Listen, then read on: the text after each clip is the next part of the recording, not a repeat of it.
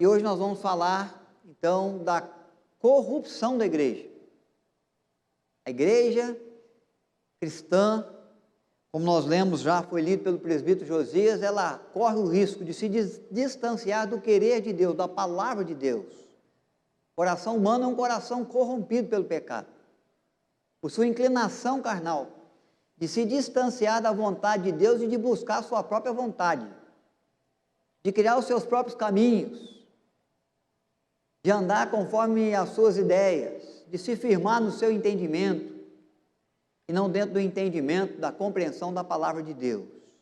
E a igreja caminhava bem, caminhava pura, nós vimos isso, a perseguição vinha, tentava fazer a igreja calar, tentava destruir a igreja, a credibilidade da igreja, mas a seriedade da conversão mantinha a pureza da igreja e a força e o vigor para a igreja crescer, se estender, cumprir a sua missão, ir aos confins da terra com a proclamação do Evangelho.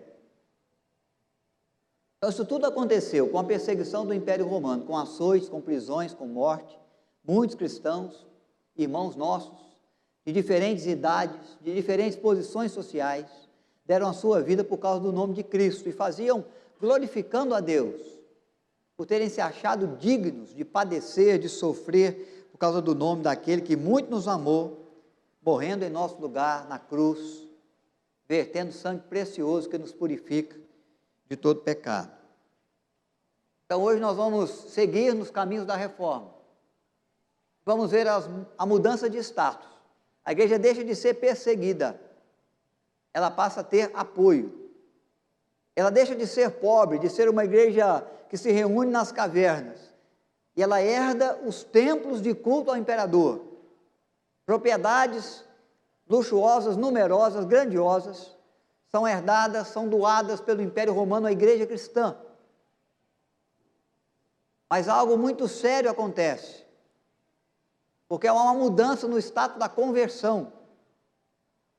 Cristãos que se convertiam, que se reuniam com fidelidade e pureza nas cavernas, nos sepulcros, debaixo das árvores, às beiras dos rios, agora recebem aqueles que vêm por conveniência. Eles não vêm porque reconhecem Jesus o Salvador, eles vêm porque eles não querem o Império Romano no seu calcanhar, junto às suas casas, junto aos seus negócios. E aí eles vêm sem se converter, sem dar o devido reconhecimento de Senhor ao nosso Mestre Jesus. E a igreja então depois ela vai começando a se corromper, a se distanciar, porque não há a conversão genuína, há apenas se voltar para o templo, para a religião, muito mais do que se voltar para Deus e para a fé cristã. Então há esses textos também, de segunda epístola de Pedro. Josias já leu alguns versículos no capítulo 1, eu quero ler agora no capítulo 2, esses textos estão projetados para você. Eles destacam um alerta dado por Pedro, que já acontecia no tempo de Pedro junto à igreja, mas que em razão da coligação com o Império Romano cresceu muito e trouxe grande corrupção à igreja, grande distanciamento da igreja, da palavra de Deus, do querer de Deus. Primeiro, os versículos 1 a 3 do capítulo 2, depois os versículos 20 a 22, nós vamos fazer assim, os irmãos permaneçam assentados. Eu vou ler o primeiro texto, verso de 1 a 3. Depois a igreja vai fazer a leitura dos versos 20 a 22. Vou mudar a tela, os irmãos e as irmãs vão prosseguir para nós, tá bom? Assim como no meio do povo surgiram falsos profetas, assim também haverá falsos mestres, os quais introduzirão dissimuladamente heresias destruidoras, até ao ponto de renegarem o soberano Senhor que os resgatou, trazendo sobre si mesmo repentina destruição. Muitos seguirão as suas práticas libertinas, e por causa deles será infamado o caminho da verdade. Também movidos por avareza, farão comércio de vós, com palavras fictícias. Para eles o juízo lavrado a longo tempo não tarda, e a sua destruição não dorme.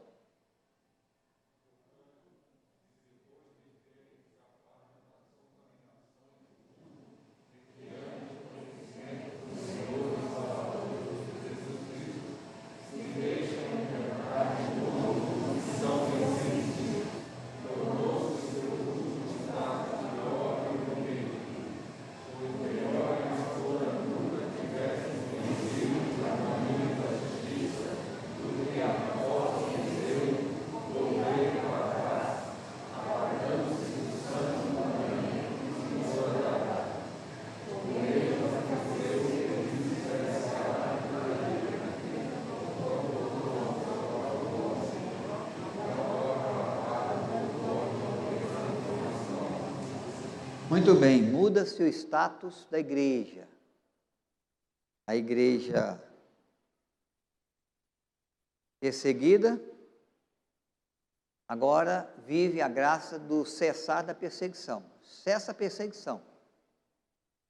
Mas eis que surge a corrupção na vida da igreja. Cessa a perseguição, é a primeira reflexão que nós fazemos. E eu quero chamar a sua atenção, então, para alguns dados históricos importantes à vida e à história da igreja. Para que você, conhecendo um pouco mais da história, aprenda com ela. Para que não venhamos a cometer os mesmos erros. Não venhamos a nos envolver e a cair nas mesmas falácias, nos mesmos enganos. Mas possamos ter, pela palavra de Deus, a possibilidade de caminhar firmemente no caminho da fé. E viver a fidelidade ao Senhor, que Ele espera de todos os seus filhos, de todos os seus servos, todas as suas servas. Irmãos, eis que surge, ou que cessa a perseguição. Ali é uma foto ilustrativa de uma das batalhas de Constantino como um dos imperadores romanos. Uma batalha que acontece pelos anos de 312 da era cristã. A batalha é dia 28 de fevereiro. É em Roma. É junto a uma ponte chamada Milvius.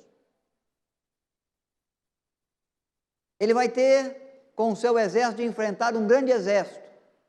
Uma grande batalha contra um grande líder também, que luta para se tornar um imperador sozinho do Império Romano, chamado Magêncio. Seu exército está se preparando para a batalha. E numa noite, Constantino tem um sonho. No sonho, aparece do céu para ele uma cruz. As primeiras versões dizem que aparecem as iniciais do nome de Cristo. O C e o P. Do alfabeto grego, o C e o R. Formato de um C e de um R na letra do alfabeto grego para nós. As iniciais de Cristo. Algumas versões que contam o fato dizem que aparece mesmo uma cruz. E ao aparecer, ao surgir esta cruz, uma voz divina ecoa, e ele então ouve a seguinte expressão: in hoc signo vinces. Com este sinal vencerás.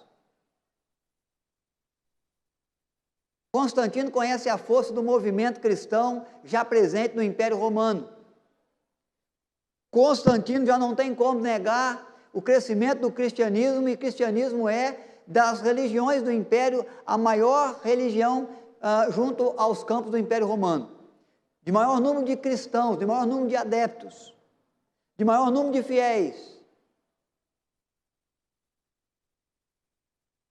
Nesse tempo de Constantino, ele já conhece a força da igreja e a força da fé que a igreja exerce. E a história narra que ele então resolve colocar nos escudos dos seus soldados aquele símbolo. nós vemos nessa gravura o símbolo da cruz.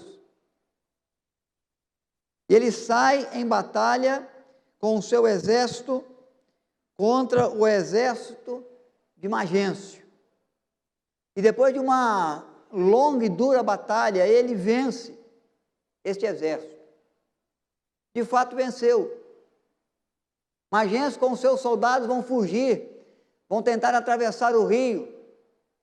Magêncio vai cair do cavalo, sua armadura é muito pesada, ele vai morrer por afogamento neste rio.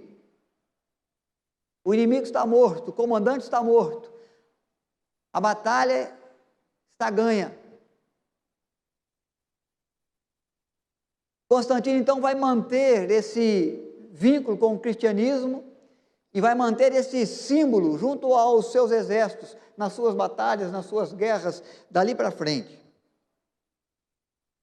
Em 313, Constantino vai declarar o fim da perseguição ao cristianismo. A perseguição vai cessar pelo Édipo de Milão, assinado por Constantino, que declara de fato que o cristianismo agora é bem-vindo, é abraçado como religião pelo Império Romano. Essa verdade vai se fortalecer um pouco mais à frente da história. Mas é importante mencionar que em 323, da era cristã, Constantino vai vencer uma batalha e vai se tornar o único imperador do Império Romano. Foi a Batalha de Adrianópolis. E aí, quando ele vence essa batalha, irmãos, há algumas questões que vêm à sua mente. Primeiro, ele tem agora um governo só, junto ao império, é um só imperador de novo, é um só exército, e é necessário que seja uma só religião. Então ele começa a trabalhar a unificação da religião cristã como a única religião presente no império, mas isso é algo que não vai ser realizado por ele. A igreja só vai se tornar uma igreja estatal romana mesmo em outro governo, no governo de Teodócio. Quando Teodócio, imperador, vai declarar em 380 da era cristã que o cristianismo é a única religião possível de ser exercida junto ao Império Romano, em toda a região onde há o domínio do Império Romano. Esse é o tempo que a igreja, a partir de 380, é o tempo que a igreja vai se enriquecer, é o tempo que a igreja vai herdar os templos de culto ao imperador romano, é o tempo em que a igreja vai ganhar força política, força governamental, a igreja vai exercer poder junto com o imperador, junto com as forças políticas do Império Romano. É a partir desse momento em que o cristianismo é quase que exigido como sendo aquela religião que deveria ser exercida por todos os povos que estão subjugados pelo Império Romano. É a partir desse momento que o imperador vai ficar no calcanhar, no encalce daqueles que não obedecem os decretos de uma única religião. É a partir desse momento que a igreja vai inchar de gente, vai encher de gente sem conversão. É a partir desse momento que a igreja vai começar a viver as suas corrupções. Com este sinal vencerás. E cessa a perseguição para a igreja. Mas a coligação com o Império Romano traz um novo desafio, um novo inimigo, que parece ser mais forte, que parece ser mais eficaz. O desafio da corrupção, do distanciamento da fé, da desobediência à palavra. O inimigo que está dentro da igreja agora e não fora, que não bate contra o corpo da igreja, mas que ensina, instrui princípios e valores que não condizem com o querer de Deus para a vida do seu povo. Eis que surge a corrupção. A igreja vai se contaminar, vai se corromper de muitas maneiras, em muitos caminhos.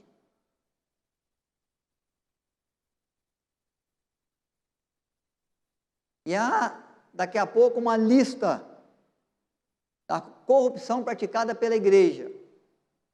Mas eu quero lembrar aqui aos irmãos a maior delas e a mais significativa delas para mover a reforma protestante, a venda das indulgências.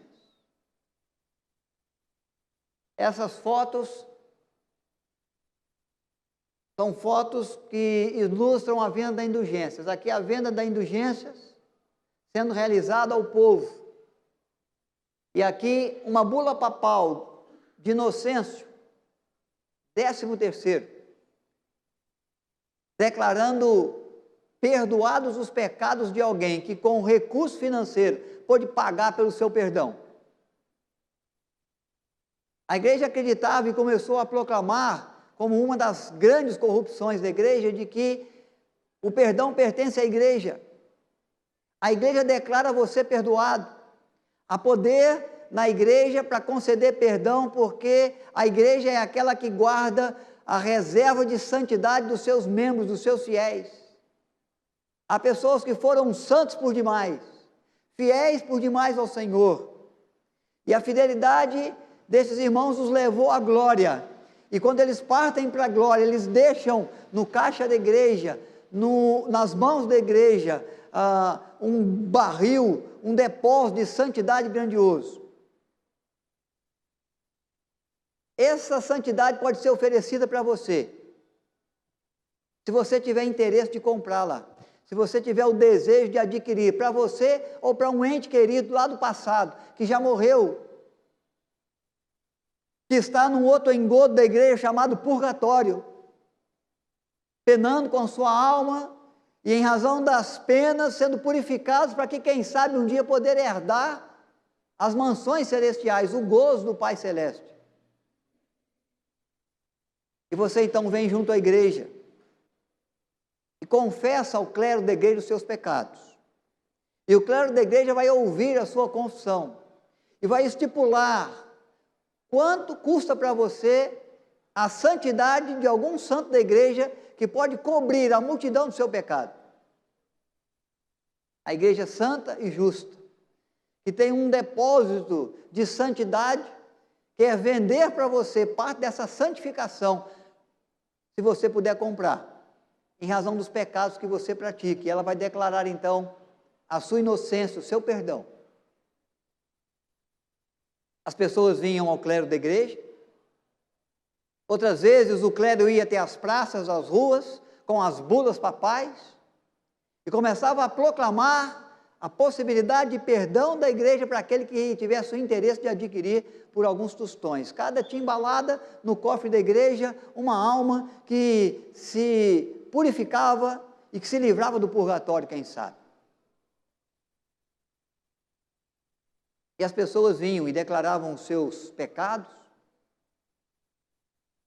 e recebiam o preço, e pagavam, e recebiam a bula papal que lhes perdoava dos seus pecados.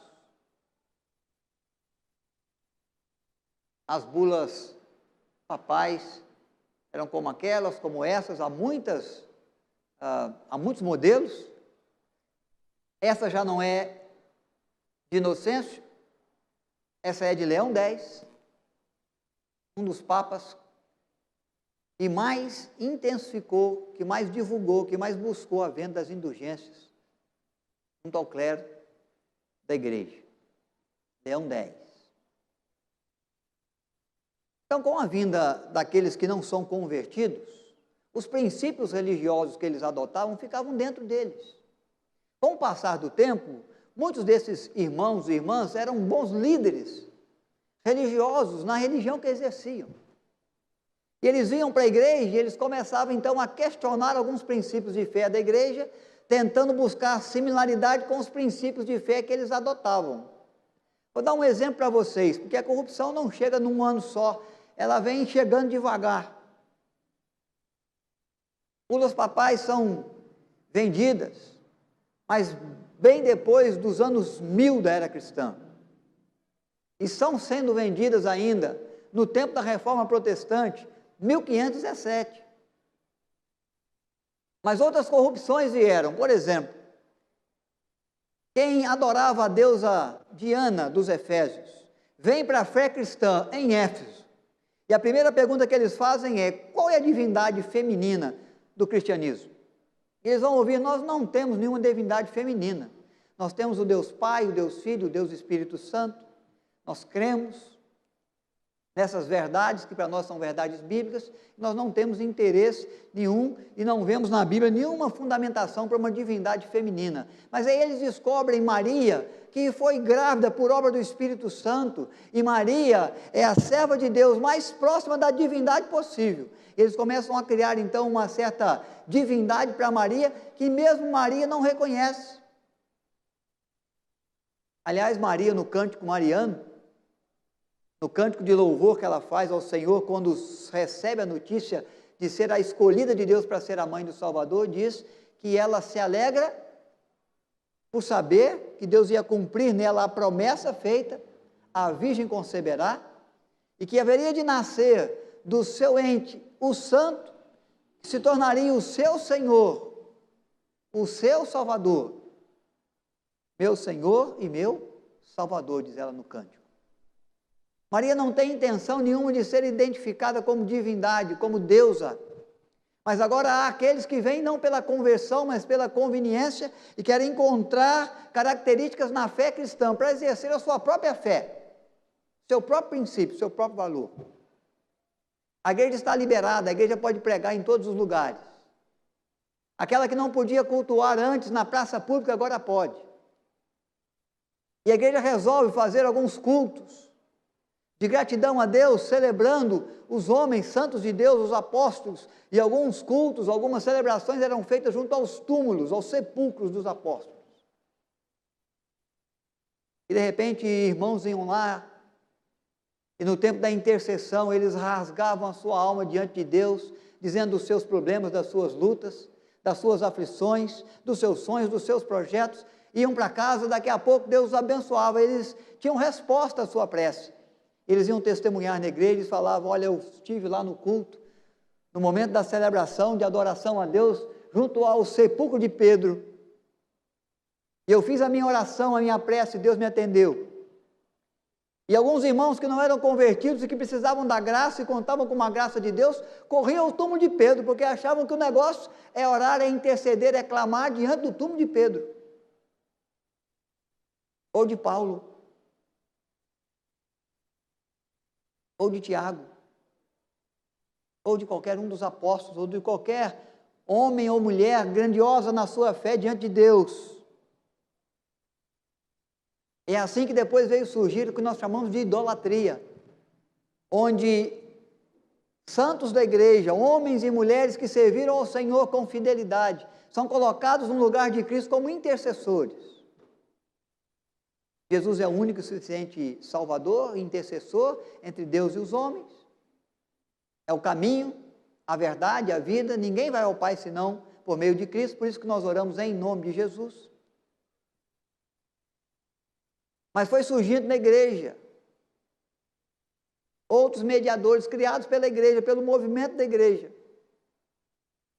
na corrupção que a igreja começou a viver. E é transferido para estes homens, para esses apóstolos, o poder de realizar o extraordinário, de responder à prece, de ser o mediador do meu pedido, do meu clamor diante de Deus. E estes homens nunca ensinaram isso, nunca viveram isso, nunca desejaram isso. Mas a igreja veio trazendo as corrupções, foi se distanciando da palavra. A salvação que pertence só a Deus passou a pertencer à igreja. A igreja é aquela que pode perdoar pecados, quando só Deus perdoa pecados. Jesus é criticado. Quando é colocado diante dele um enfermo, e ele cura o enfermo, ele diz: levanta e anda. E os fariseus e os saduceus começam a perguntar: quem que é esse cara? Ele fala assim: olha, para escandalizar vocês um pouco mais, vou dizer, estão perdoados os seus pecados, levanta e anda. E eles vão perguntar: quem é esse que até perdoa pecados? Só Deus perdoa pecados. E Jesus está se identificando ali como Deus, Filho de Deus, unigênito do Pai, manifestando a glória do Pai na terra entre os homens. Está mostrando que Deus perdoa, E ele está dizendo, eu perdoo porque eu sou Deus, sou Emanuel. Agora a igreja está dizendo, nós podemos perdoar, você proclama o seu pecado, nós dizemos o preço que você tem que pagar, você paga, e nós declaramos perdão para você. Nós estendemos a mão sobre a sua cabeça, realizamos a cerimônia do batismo. E depois que a igreja colocar a mão sobre a sua cabeça, se você for batizado e for identificado como um filho de Deus e não mais um pagão, você tem a garantia de um terreno, de uma mansão nos céus. Pode ficar tranquilo, a igreja já te batizou. Você já é salvo pelo batismo que a igreja oferece. Salvação pertence a Deus, perdão pertence a Deus, mas a igreja está tomando para si como dona, como proprietária, de algo que Deus nunca lhe confiou a mão como propriedade. Então são as corrupções que vêm, que surgem a partir da coligação, a partir do momento que a igreja enche de gente, que a igreja se enriquece, que a igreja não é mais perseguida, mas ela tem o poder de perseguir. Ela pode bater, ela pode açoitar agora, ela pode mandar prender, ela pode gerar inquisição religiosa, inquisição romana, ela pode apontar quem merece perdão, quem não merece, quem vai ter graça de Deus para ser salvo ou quem não vai ter, porque se a igreja também tirar a mão da sua cabeça e proclamar a excomunhão sua, mesmo que você tivesse a fé em Jesus, você jamais herdaria os céus, porque a igreja te excomungou da graça eterna que Deus prometeu àqueles que creem em Jesus.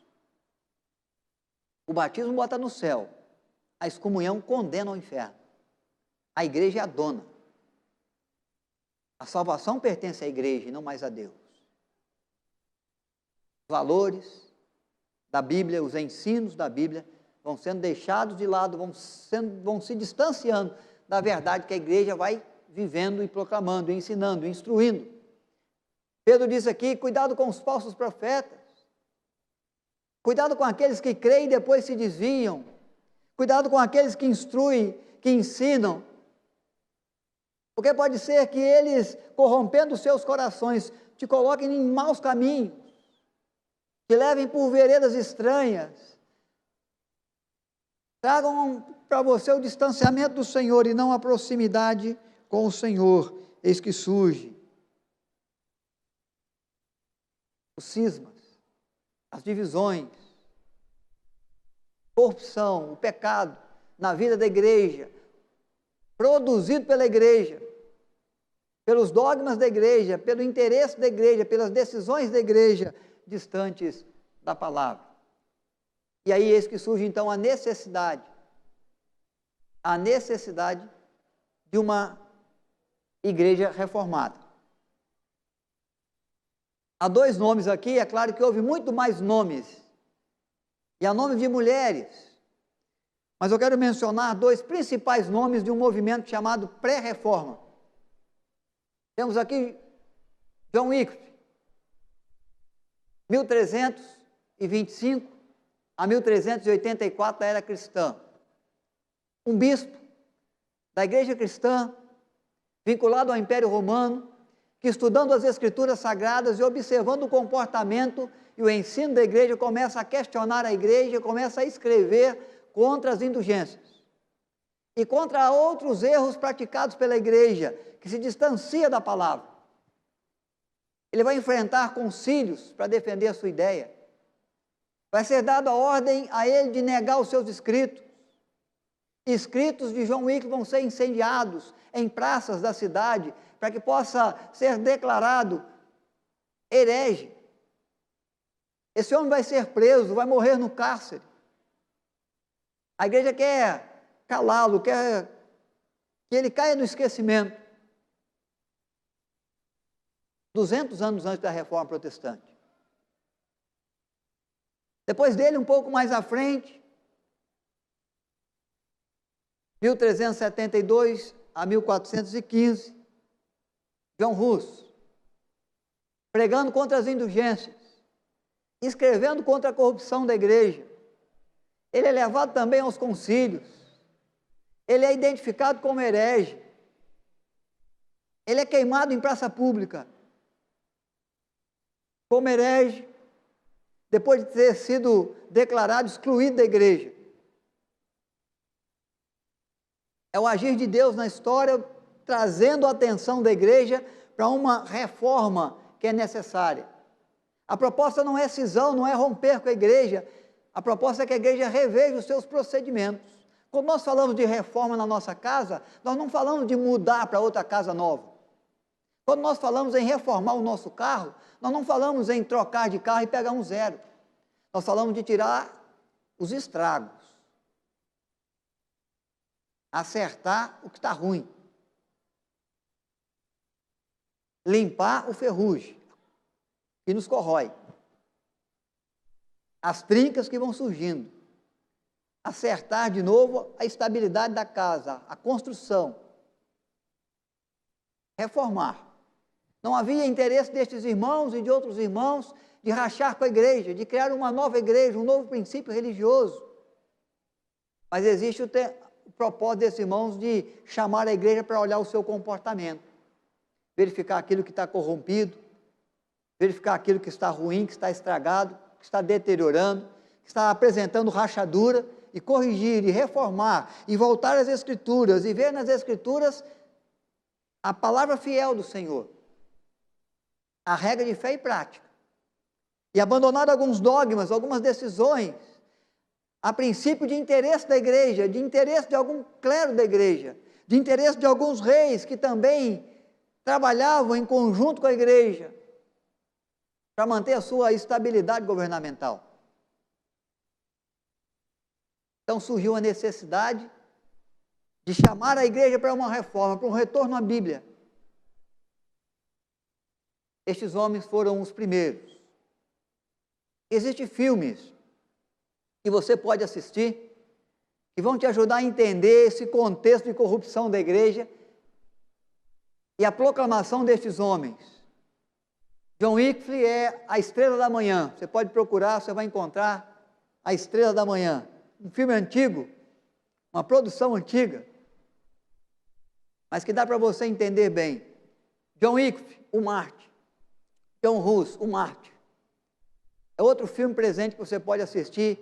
Como cristão, você deveria assistir nesse tempo que celebramos a Reforma Protestante, para entender o agir de Deus, como esses homens desafiavam a igreja e foram condenados pela igreja, ao querer buscar a pureza da igreja de volta. E depois vão vir os reformadores. 1517, 31 de outubro, Lutero é pároco na abadia de Wittenberg. Ele também é professor do seminário que formava o novo clero daquela região. Ele começa a criticar a igreja pelas indulgências, ele começa a criticar a igreja pela venda das relíquias dos santos, ele começa a pregar as Escrituras no púlpito da igreja de Wittenberg, na Alemanha. Um dia antes do que nós chamamos do Dia de Todos os Santos, dia 1º de novembro. Martim Lutero, sabendo que a igreja ia ser visitada por muitos fiéis, fiéis que acreditavam a sua graça, a sua bênção, a santos da igreja, a imagens da igreja, ele escreve as 95 teses de Lutero. Ele vai fixar essas 95 teses na porta da igreja, para que aqueles que chegassem pudessem ler, pudessem conhecer. Uma defesa cristã, bíblica, contra as indulgências da Igreja Católica Apostólica Romana.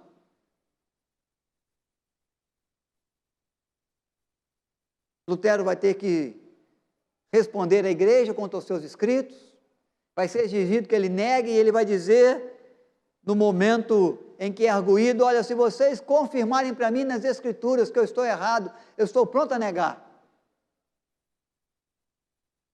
Mas se não confirmarem para mim nas Escrituras a contrariedade dos meus escritos, das verdades que eu conheço e identifico na Escritura Sagrada, estou pronto a dar a minha vida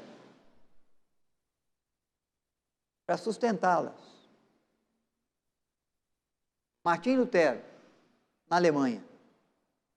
Já mencionei sobre ele aqui, quando falei da perseguição, ele vai ser perseguido, a igreja vai querer matá-lo, como fez com John Hus, como fez com John Wycliffe, como vinha fazendo com muitos outros, que eram considerados hereges. Um rei amigo vai guardá-lo, Frederico III, vai guardá-lo no seu castelo, onde ele escreve o hino que nós cantamos ainda até hoje, intitulado Castelo Forte.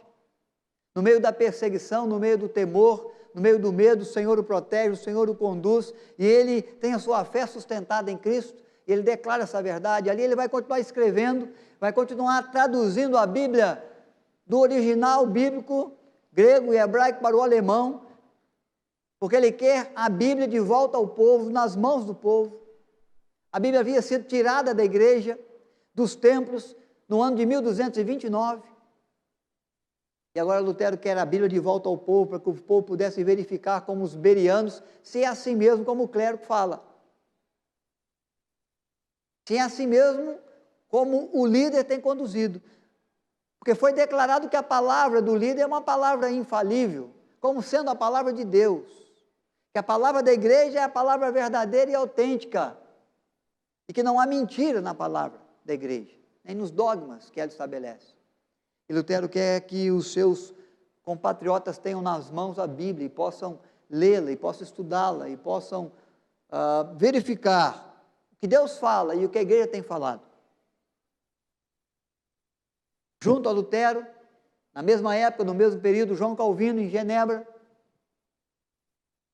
Zwinglio em Zurique, Menno Simões em Zurique, Henrique VIII na Inglaterra.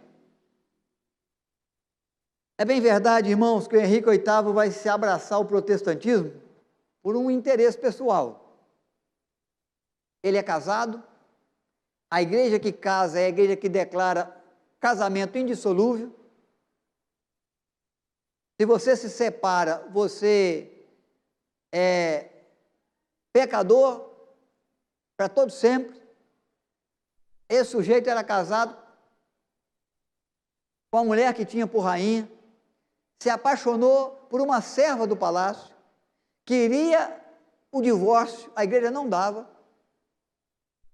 E ele então abraçou o protestantismo, se alinhou com a visão protestante, mas interessado na possibilidade de aniquilar o casamento e se casar com uma outra, a serva a quem ele amava, que serviu o palácio, abandonando a rainha. Mas é um personagem que surge como reformador, como força para a reforma protestante na Inglaterra. Então houve, irmãos, a necessidade de Deus trabalhar essas grandes verdades junto às Escrituras e junto à história. Levantar homens que fossem capazes de colocar a igreja para pensar, para refletir sobre as suas ações, sobre as corrupções sofridas, desafiando a igreja a retornar, a voltar à fidelidade às Escrituras. E aí então vai surgir a reforma protestante, que é um tempo da história, que é um momento da história que nós vamos estudar no último domingo desse mês. E eu gostaria que você, se não puder assistir esses dois filmes de Zwinglio, de John Wycliffe e John Hus, assista o filme Lutero, esse é mais novo, essa é uma edição mais nova, é um filme mais bem feito aí para o nosso tempo, que vale a pena também você assistir, conhecendo o agir de Deus, o mover de Deus no trabalho de trazer a sua igreja de volta para os seus caminhos, de volta para a sua fé pura, de volta para as conversões genuínas. É claro, irmãos, como nós vemos esses nomes, há outros muitos nomes, Deus sempre preservou joelhos que não se dobraram, fé e pessoas de fé que foram autênticas no serviço à igreja e ao Senhor da igreja. Há um grupo grande de corruptos, que se corrompem, que corrompem a igreja, que corrompem a fé, mas há um grupo de fiéis, preservados por Deus, porque há sempre muitos joelhos que não se dobram a Baal, como no dia dos profetas bíblicos. Deus preserva. por seu amor à igreja, por sua fidelidade à igreja, por zelo em razão do seu nome. Deus preserva a Escritura. Deus preserva a verdade da Escritura.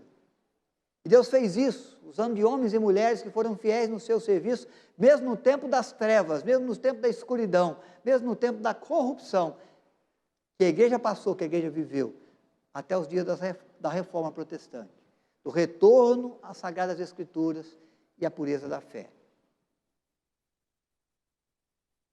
Que de fato estejamos atentos a tudo aquilo que nos tem sido dito, com respeito à vontade de Deus. Porque, como eu mencionei pela manhã, há muita coisa sendo dita em nome de Deus que Deus nunca disse. Há muita gente vestida de ovelha, mas que é lobo.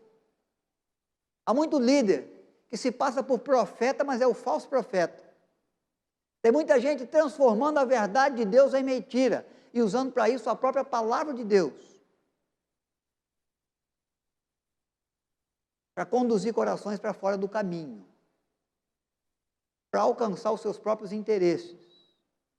Às vezes, para fazer como nós ouvimos da boca do próprio Pedro, para usar os irmãos e as ovelhas, não no propósito de cuidar, mas no propósito de arrancar-lhes a lã, se enriquecer, vendendo para vocês aquilo que Deus oferece gratuitamente, oferecendo por algum preço aquilo que Deus concede por misericórdia, por compaixão, por graça. Há necessidade de estarmos atentos. A história nos alerta, a história nos mostra o caminho, a história traz para nós exemplos e precisa ser de instrução ao nosso coração, à nossa vida, para que permanecemos, ou para que possamos manter os nossos pés no caminho do Senhor, na obediência à sua palavra, no andar segundo o seu propósito. Porque graça de Deus só há em Cristo para nós, salvação de Deus só há no sangue que Cristo verteu.